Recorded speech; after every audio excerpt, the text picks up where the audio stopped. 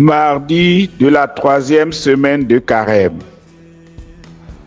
François et la pauvreté du cœur. Se désarmer pour accueillir la grâce.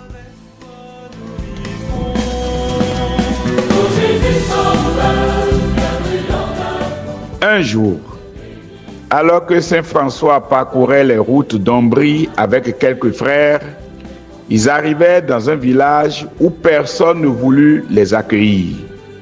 Les portes se fermaient, certains se moquaient d'eux, d'autres les chassaient durement. Les frères étaient blessés et indignés. Mais François, loin de se plaindre, leur dit doucement: « Frères, apprenons à être pauvres de cœur. Si nous ne cherchons que l'honneur, nous ne comprendrons jamais la joie de l'Évangile. » Pour François, la pauvreté est d'abord et surtout une attitude intérieure. Accepter de ne pas être reconnu, ne pas se défendre constamment, ne pas chercher à posséder les autres, ni à imposer sa volonté, même lorsqu'elle est juste. Il appelait cela la sainte pauvreté du cœur.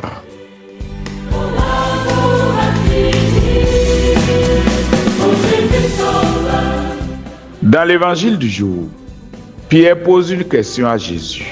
« Seigneur, quand mon frère commettra des fautes contre moi, combien de fois dois-je lui pardonner? Jusqu'à 7 fois ?»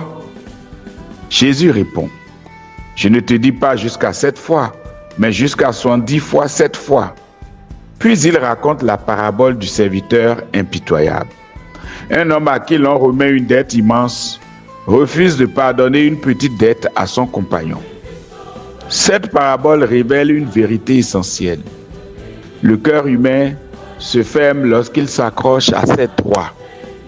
Celui qui ne pense qu'à ce qu'on lui doit devient incapable de recevoir la miséricorde. Mais celui qui se sait lui-même pardonner découvre une liberté nouvelle. Il peut à son tour pardonner. La pauvreté du cœur consiste précisément en cela. Renoncer à s'accrocher à tout ce qui nourrit notre légitimité blessée. Renoncer à s'accrocher à tout ce qui nourrit notre légitimité blessée.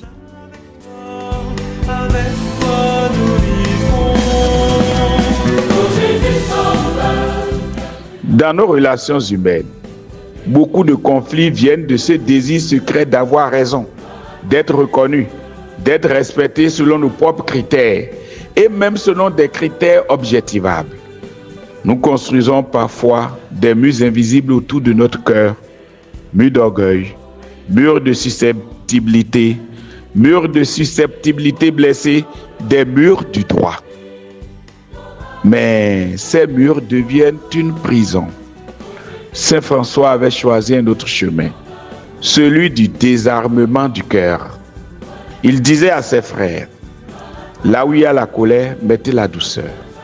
Là où il y a la discorde, mettez la paix. On n'est pas citoyen des cieux parce qu'on a raison, mais parce qu'on a fait miséricorde. La pauvreté du cœur est une véritable écologie intérieure. Elle nettoie les pollutions de l'orgueil, de la rivalité ou du ressentiment. Elle nous permet d'aimer sans calcul. Peut-être que ce carême nous invite à nous poser une question simple mais exigeante. Dans quelle relation ai-je besoin de me désarmer? Parfois, il suffit d'un pas humble, d'un pardon offert, d'une parole de paix pour que la grâce recommence à circuler. Et alors, le cœur retrouve sa liberté.